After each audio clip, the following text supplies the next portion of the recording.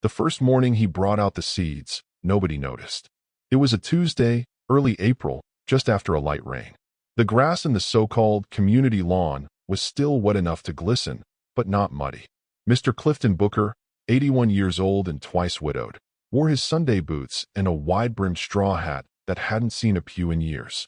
He carried a small canvas bag over his shoulder, faded and frayed at the seams, filled with yellow kernels. Not the kind you microwave in a pouch. These were heirloom seeds, big, sturdy, and slick from the rinse he'd given them before sunrise. He stepped onto the green strip that ran alongside the main drive of Park Hill Estates and stooped down with a grunt only he could hear. The earth gave just enough. He pressed each seed in with practiced fingers, covered them gently, and moved to the next spot. By the time the HOA office opened at 9 a.m., he had finished 3 clean rows, straight as a chalk line. Nobody said a word until Friday. That's when a jogger named Spencer, mid-40s, designer shorts, and a water bottle that cost more than Booker's monthly power bill, snapped a picture with his phone and posted it to the neighborhood Facebook group. "Looks like Farmer Joe moved in," he wrote, followed by 3 laughing emojis and a poorly cropped close-up of Booker's knees in the grass. The comments came in quick, like swarming gnats. "Is this a community garden now? Thought we were done with scarecrow decor. I hope he knows corn attracts rats." And then, finally, from the HOA vice president herself, "Please keep all plantings within your own property lines. Community spaces are not for personal use." Booker didn't respond. He didn't even have Facebook. But word gets around, especially in neighborhoods where smiles are painted on and rules are weaponized. He just kept planting. Every morning before sunrise, with his bag of seeds and his bent knees and his silence. By the second week, the stalks began poking through the soil, thin, green, defiant. The mocking didn't stop. One morning, 2 teenagers rode by on bikes and shouted, "Where's your tractor, Grandpa?" before cackling down the street. On another day, someone stuck a toy cow in the dirt beside the corn with a note, "Don't forget to milk her." The HOA escalated, first with a warning letter, then a second one stapled to his front door in a bright orange envelope marked urgent. It cited Policy 14B, subsection 3, which prohibited unauthorized cultivation of communal landscape. Booker didn't say anything. He didn't remove the corn. He didn't answer the door when they knocked. He just kept watering. Each morning. Same rhythm. Same patience. People began to whisper. At first, it was casual. "He's probably lonely. Maybe he's confused. Should someone check on him?" But Booker was anything but confused. He knew every inch of that lawn. How it felt underfoot in winter, how it smelled in the heat, how it had once been open pasture before the sidewalks and symmetry moved in. And more importantly, he knew exactly where the property lines were, down to the inch. It had belonged to his grandfather once. Before the HOA, before the condos, before anyone cared about ornamental hedges and mailbox matching. The land had been parceled and sold piece by piece, the county and developers carving it up like a holiday ham. But not all of it. One sliver had remained, a narrow strip along the entrance, awkwardly shaped, never sold, and never questioned. It had been labeled common area in HOA brochures, but no one had ever bothered to trace the deed. Except him. 57 years ago, his father had handed him a rusted tin box, told him it contained a future no one would understand until it was nearly gone. Inside that box was the deed. Signed. Stamped. Paid in full.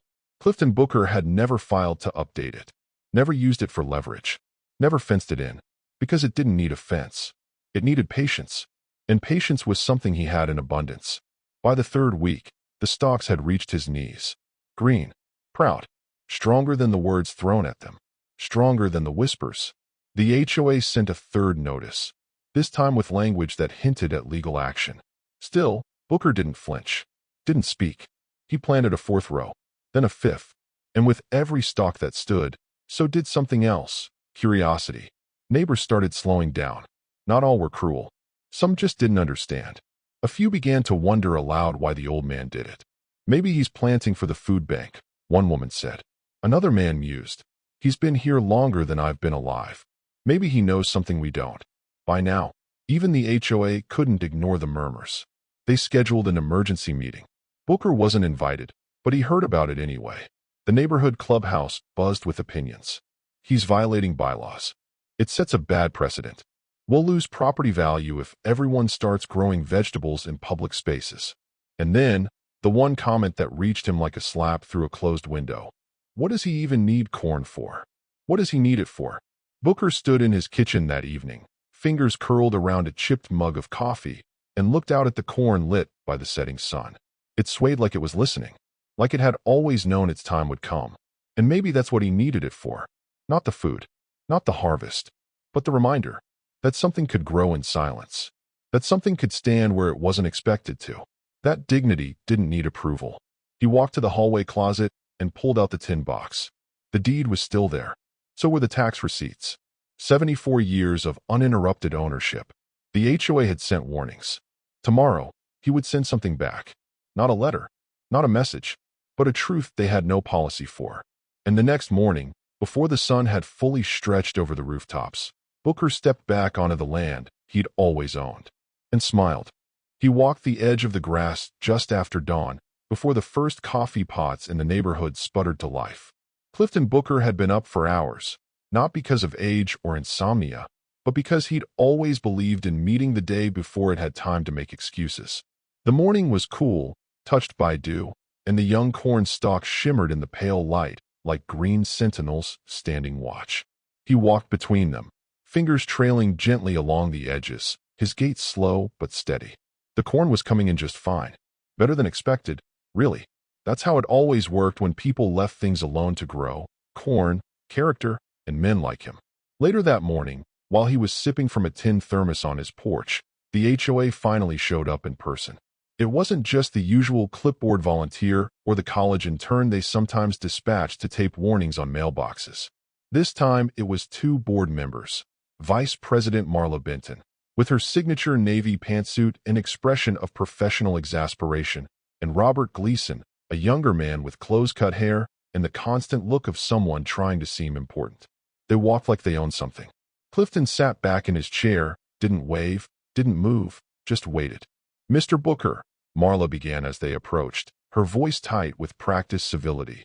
"We've sent you multiple notices regarding the illegal use of community property." Clifton raised an eyebrow. "That a fact?" "It is. Section 14, paragraph B. "I read it," he said flatly. Robert stepped forward, brandishing a file folder like it might carry more weight than his voice. "This area is designated as common lawn space, and your planting activity is in direct violation of community policy." Clifton leaned forward slightly in his chair, placing the thermos carefully on the small table beside him. "You boys ever take a good look at your own maps?" "I beg your pardon." Robert blinked. Clifton stood. He wasn't tall, but he moved like someone who'd spent his life lifting things heavier than egos and dragging truths longer than sidewalks. He stepped inside, and when he returned, he carried a thick manila envelope. "You keep bringing me letters," he said calmly. "Thought I'd bring you something back." He handed it over. Marla took it, almost with reluctance, like she knew the contents might carry more truth than she wanted to admit. Inside were copies, neatly printed, notarized, and bound, of the original deed to the property in question. Parcel C, recorded in 1952, passed from Samuel Booker to his son, then from Elijah Booker to Clifton in 1987. The tax receipts went back decades. The plot in question, the so-called community lawn, had never been part of the HOA's property. It had simply been overlooked, assumed, claimed without cause and without challenge. Until now. Marla flipped through the pages, her face tightening with every turn. This can't be right." "It's right," Clifton said. "Y'all just never bothered to ask." Robert tried to jump in. "But the bylaws." "Don't override a deed," Clifton cut him off. "Not in this state. Not on my land." They stood there, silent for longer than either of them liked. Clifton didn't press them. He just let them sit with the truth, the same way he'd sat with their assumptions for years. The same way he'd sat on that porch while they mailed threats and warnings, while neighbors giggled behind his back, while kids pointed and adults looked away. It wasn't pride he felt in that moment. It wasn't even vindication. It was stillness. The kind that grows when you know exactly who you are, and you stop waiting for anyone else to figure it out. "We'll need to verify this," Marla said finally. "You go ahead," Clifton said. "Courthouse opens at 9. Ask for Dolores. She'll know where to find it." They left without another word. But the silence didn't last. By the afternoon, word had spread. The Facebook group lit up again. Only this time, there were fewer jokes. Someone posted a photo of the deed cover. Another posted a copy of a tax map from the county site. A longtime resident named Joan wrote, "I remember Mr. Booker's daddy planting vegetables there when I was a kid. Used to give them away in baskets on Sundays." The tone began to shift. Slowly, unevenly. But it shifted. 2 houses down. A man named Keith, who had once chuckled at Booker's boots, now walked over with a mason jar of iced tea and an awkward smile. "I didn't know," he said. "Didn't realize that land was yours." "Most people didn't," Clifton replied. "Still, it's a hell of a garden. Never seen corn that straight. Corn don't grow crooked unless someone bends it." Keith nodded, said nothing else, just left the tea and walked away. By the next week, the board had confirmed everything. The land was his. The deed was valid. The warnings were void. Clifton received an official apology letter in his mailbox, typed and signed, and sealed with the HOA letterhead like a white flag folded neat. He read it once, then fed it to the compost bin. That same afternoon, the HOA website was updated to reflect the correction. Parcel C, privately owned, not community space. But even as the legal noise died down, the social stirrings picked up. Now people stopped on their morning walks, not to mock, but to marvel. What kind of corn is that? Where do you learn to grow like that? Do you give lessons? And Clifton would smile, sometimes answer, sometimes not. Because not all questions deserved answers. Some folks had to earn them. One woman, maybe in her 60s, stopped by with a bag of old seed packets and asked if he'd be willing to look them over. "I never got anything to grow in this soil," she said. "But I see what you're doing here, and maybe I was just planting wrong." "You weren't wrong," Clifton said. "You just weren't patient." And that's what he was teaching now. Without words, without signs, just rows of corn standing where laughter used to live. His porch became a quiet center. Children came by with questions. Adults brought folding chairs to sit under the shade and listen to him talk. About soil, about time, about how not every battle is won by raising your voice. One day, a young man who had once posted jokes on Facebook stopped by, holding a notepad. "I'm starting a landscaping business," he said, not quite meeting Clifton's eyes. "Could you show me how to read these property lines right? I don't want to step on what's not mine." Clifton looked at the paper, then at the boy. "Step careful everywhere," he said. "Most things you think you own, you don't. And most things folks think you don't, you do." That summer, the corn grew taller than the mailbox. Some of it he harvested. Some he left to dry. All of it he tended with the same care he gave to his history. Because that's what this was. Not a rebellion. Not a protest. A reminder that sometimes the land remembers even when the people forget. And when it does, it grows back with teeth. The heat came in waves that July, thick and lazy, the kind that settled on rooftops and wrapped around your shoulders like a damp wool coat. But Clifton Booker didn't mind the heat. Heat didn't scare men who'd plowed fields with bare hands and watched things grow from nothing. The corn was tall now, waist high on a grown man, shoulder high on the children who had started walking past each evening, counting the rows and whispers. Booker watched them from his porch like a quiet sentinel, nodding sometimes, but never calling out. He didn't need to. They came on their own now. The apology letter from the HOA had long since been composted, but it hadn't left the conversation. People talked about it in passing, quietly at first, then louder, at the mailbox, near the clubhouse, in text threads and backyard barbecues. Everyone seemed to have a new theory on who knew what, when. Some defended the HOA. Most didn't. It didn't matter to Booker. He had never asked for an apology. What mattered was that the land had finally spoken and been heard. Still, not everyone was pleased. There were some who couldn't stand being proven wrong without having the last word. One afternoon, Clifton found 3 stalks of corn snapped at the base, leaves trampled into the dirt. He stood over them a long while, no expression on his face, just stillness. Later that day, he brought out fresh water and a small hoe, retilled the ground, and replanted. The next morning, he added 2 more rows. For every insult, he added growth. That was the math of dignity. Inside his home, the tin box sat open now. He kept it near the kitchen window, not because he expected to need it again, but because some truths deserve the sunlight. The deed, yellowed and soft around the edges, had once been folded so tightly it left creases like veins. He'd smoothed it out now, pressed it flat between two old encyclopedias. Each signature, his grandfather's, his father's, his own, was written in the same hand. Firm, unapologetic. Legacy, inked in cursive.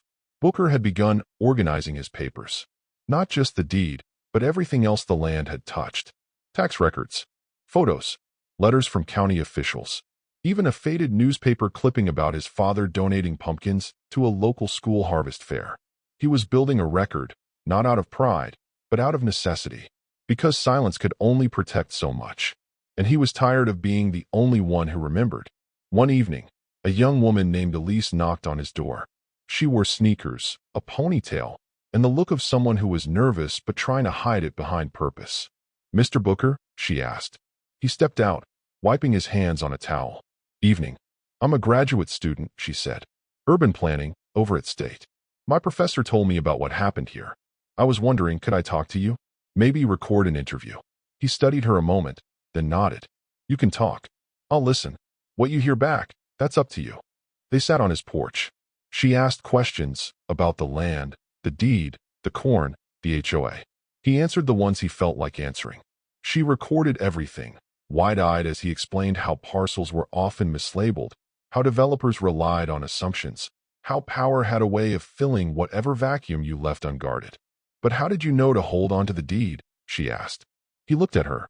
"Because where I come from, paper is proof, and memory is fragile, especially when it belongs to black folks who don't make noise." She blinked, then nodded slowly.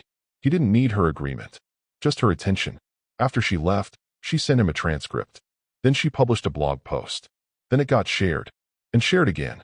It wasn't viral, not in the meme way, but it moved, steadily, quietly, respectfully, through the circles that cared. Lawyers, activists, planners, students, and then neighbors. People began to see Booker not just as that old man with the corn, but as a steward, a protector, a man who had kept a boundary intact for 70 years without raising a fist or a voice. The next HOA meeting was different. It wasn't combative, but it wasn't smug either. The new board president, a Latino woman named Liza who had lived in the neighborhood just 5 years, opened the floor for community reflections. Clifton wasn't on the agenda, but Liza looked out at the crowd and said, "If Mr. Booker has anything he'd like to say, this board would like to listen." Clifton stood slowly, walking with the cane he never used for anything but formality. He didn't bring papers. He didn't need props. He stood tall enough on his own. "For years," he said, "I watched this neighborhood grow on land my family once called home. I didn't stop it. Growth ain't the enemy. But forgetting is a sickness. And if you don't treat it, it spreads." Silence filled the room. "I planted corn not because I needed food, but because something needed to stand up. Something needed to remind folks that just because you think something's yours doesn't mean it is. And just because someone's quiet don't mean they're weak." He nodded once. "That's all." He walked out before the applause. 2 days later, he received a note in his mailbox. Not from the board. From a child. Crayon handwriting. No return address. "Mr. Booker, my dad said you're why we have a garden now. I helped plant tomatoes." He pinned it above his stove. The corn reached shoulder height, then ear height, then over his head. He gave some away, roasted some, dried some. He invited kids to learn how to husk. He showed their parents how to compost. He didn't preach. He just demonstrated. One weekend, the local paper asked to run a story. He declined, not out of spite, out of focus. Instead, he started plans for a second planting. Beans, squash, collards. The soil remembered. And now, so did the people. Not all, but enough. By the time September arrived and the sun started taking longer to rise, the cornfield along the edge of Park Hill Estates had become less a curiosity and more a landmark. Delivery drivers slowed to glance at it. Real estate agents stopped describing it as unclaimed greenbelt and started calling it community-adjacent farmland. Parents brought their kids to stand next to the towering stalks and take pictures like it was a roadside attraction, and even the stubborn ones, the neighbors who still found Booker's presence unsettling in the way certain people find honesty inconvenient, stopped leaving trash in the grass or stepping off the sidewalk. Something had shifted, not abruptly, not with spectacle, but steadily, like erosion in reverse. Where once there had been only silence and laughter, Now there was pause, consideration, deference. But Booker knew better than to believe silence meant surrender. Some people didn't change, they just regrouped. And that regrouping came to life in the form of a town meeting, called not by the new HOA president, Liza, but by a group of concerned residents who'd circulated a petition claiming the integrity and aesthetic of Park Hill was being compromised by unauthorized agricultural use. It was legal speak hiding cowardice, and Booker had seen it before in courtrooms, in school board minutes, in mortgage rejections that never said the word but always meant it. He hadn't come this far to be rattled by vague complaints wrapped in polite grammar. He received the letter on a Wednesday, a folded slip of cream cardstock tucked inside his mailbox like an invitation to a party he didn't ask for. The header read, "Special Session, Clarification of Land Use and Community Expectations." Booker chuckled. They couldn't say his name, but they couldn't hold a meeting without him. That's the thing about owning land, real land, with a deed older than half the houses around it. Eventually, even the ones pretending not to see you are forced to stare. He put on his brown boots, pressed a clean shirt, and brought a single sheet of paper folded into the inside pocket of his coat. The meeting hall was fuller than usual. Most HOA meetings ran thin, filled with retirees and overzealous board members debating flowerbed borders. But this one packed in nearly 60 residents. Some stood along the walls. A few brought chairs from the back. Tension vibrated just under the surface, the kind of hum you get when two types of people enter the same room. Those who believe tradition protects them, and those who have lived long enough to know better. Liza stood at the front. She looked at Booker as he entered, nodded respectfully, then scanned the crowd. "Thank you all for coming. This session was called in response to a formal community request for clarity around land use and property designation. We've received a variety of questions, and tonight, we hope to address them with transparency and fact." Someone from the back spoke before she could continue. A man with a navy sweater and a clipboard. "The issue, frankly, is that this cornfield," he gestured toward nothing, like the crops had followed Booker in, "sets a precedent. If anyone can just start planting wherever they feel entitled, we lose control of our visual standards." Booker watched quietly. Liza replied evenly. "The property in question is not community land. It is legally owned by Mr. Clifton Booker per verified county deed, and therefore outside the regulatory scope of the HOA. But it's visible," someone else added, a woman with pearl earrings and tightly crossed arms. "It affects the community. It feels like public space. That should matter." Booker stood. He didn't wait to be acknowledged, didn't clear his throat, didn't raise his voice. But the room went quiet the moment his hand touched the top of his cane. "When I was a boy," he began, "I used to come out to that patch of land with my daddy just before sunrise. He'd carry a burlap sack of seed over his shoulder and say, 'This here's ours.' Not because we fight for it, but because we kept it." He paused.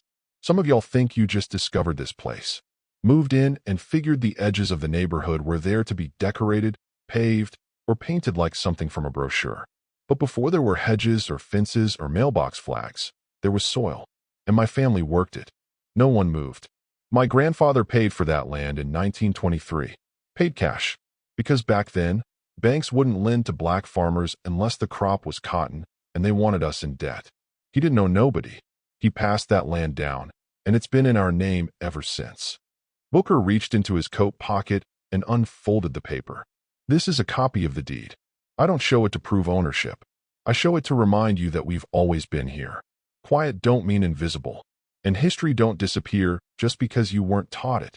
The man with the clipboard cleared his throat, visibly uncomfortable. "We're not questioning your legacy. We just worry about appearances." Booker smiled, slow and sharp. "You worried about appearances when y'all parked SUVs half on the curb for 7 years and called it convenient? When folks built pergolas 2 feet over code and nobody said a word because their kids played on the same soccer team? This ain't about rules. This is about comfort. And some of y'all ain't comfortable being reminded that this place wasn't always built for you." No one replied. Liza nodded slowly. "Let the record show Mr. Booker's property is privately held, fully compliant, and, given the circumstances, not subject to further community review. This meeting is adjourned." She tapped the gavel. No one clapped, but they didn't challenge him either. They watched as Booker turned, cane in hand, and walked down the center aisle. Not with defiance, but with weight, with presence. The kind of walk that doesn't just pass through a room, but leaves something behind. When he got home, the porch light was still on. Jade from across the street had left a small basket of muffins, with a sticky note that said, "Thanks for planting something real." He sat in his chair, feet aching but heart steady, and looked out at the rows now lit by the silver hush of moonlight. The corn moved in the wind like a hymn, and Booker exhaled like a man whose roots had finally broken through the concrete. The morning air had changed again, not in temperature, but in tone. Cooler in the way October always arrived in the South, not with a shout, but with a breath. The corn stalks had dried at the top, crisp edges fluttering like gold paper in the wind. Clifton Booker stood at the edge of the rows, boot soles pressed into the earth that still remembered his father's footsteps. It had been a long season, longer than most, and not just because of the heat or the labor. It had stretched the fabric of a neighborhood, pulled tight the fraying seams between history and comfort, silence and voice. And now, standing in the fading light of early autumn, Clifton could feel something subtle but permanent had shifted underfoot. The land was still his. No more petitions. No more letters. No more soft-spoken complaints disguised as community concern. That battle had passed, not with drama, not with headlines, but with a kind of reluctant respect, the kind that grows when the truth is no longer avoidable. He hadn't forced it. He hadn't demanded it. He had simply stood, watered, waited. And somewhere in that rhythm, they had finally started to see him. It started small, like most things. First came the kids, quiet, curious, and full of questions. They wandered up the edge of the corn rows after school, notebooks in hand, asking about soil and spacing, light and growth. Clifton didn't give lectures. He showed them, let them place their palms against the warm bark of the stalks, taught them how to listen for the rustle that told you the years were almost ready. They started calling it Booker's Patch, like it was a park with invisible fences that welcomed you only if you entered with humility. Then came the teachers. A third-grade class from Jefferson Elementary took a field trip to see the corn and sketch its shape for science projects. Their teacher, a woman with tired eyes and hands stained with Expo marker ink, asked Clifton if he would mind saying a few words to the kids. He didn't mind. He told them stories, not about deeds or disputes, but about seeds, about how some things grow best when nobody thinks they can. The kids listened. A few wrote letters afterward, folded construction paper cards with shaky handwriting that read, "Thank you, Mr. Booker, for teaching us about listening to plants. You saved everyone." A few weeks later, the HOA newsletter, now restructured and less condescending, featured a front-page photo of Booker standing beside a child holding an ear of corn. The headline read, "From Land to Legacy, The Living Roots of Park Hill." Booker hadn't wanted the picture taken, but when he saw it, he didn't mind.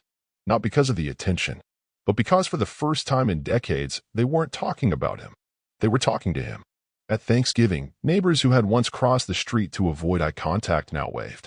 Some even brought dishes, sweet potato pie, collard greens, cornbread with too much sugar but good intention.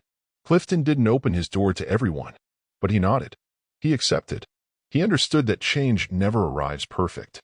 It arrives clumsy, apologetic, slow, but still, it arrives. That December, something unexpected happened. The HOA, under Liza's leadership, introduced a new initiative called Hands in the Ground. It was a community garden program based on Booker's model that allowed residents to apply for designated plots on unused land within the development. Not ornamental flower beds. Real food. Real work. Real permission to dig deep. Liza called in to ask if he'd be willing to advise. He paused, then said, "I'll do one better." In the spring, Clifton opened his land, not all of it, just a strip, to anyone who wanted to learn. He drew chalk lines in the dirt and gave each volunteer a square. Some planted tomatoes. Others planted herbs. A Vietnamese grandmother named my grew lemongrass and told Booker stories about Saigon before she left. A young boy with autism came every Saturday to water beans and talk to the soil. He said the cornfield made his brain feel quiet. Clifton smiled at that. He never made a formal announcement. Never called it a program, but it became one, all the same. Booker's rows grew longer. Not just with plants. With people. Respect wasn't asked for anymore. It was given. Not just because he'd won a battle, but because he'd revealed something they'd forgotten. That land has memory. And so does a man. One Sunday, nearly a year after the first corn seeds went into the earth, Park Hill held its annual neighborhood potluck on the field across from Clifton's home. Not the clubhouse.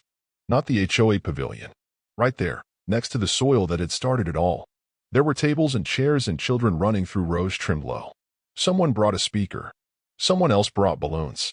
But the centerpiece wasn't decoration, it was the harvest.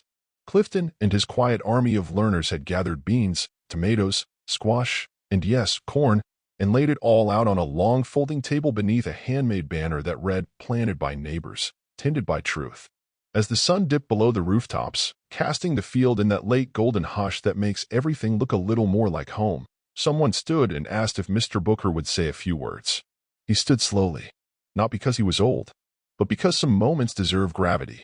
"I didn't set out to change this place," he began, his voice low and worn like gravel under wheels.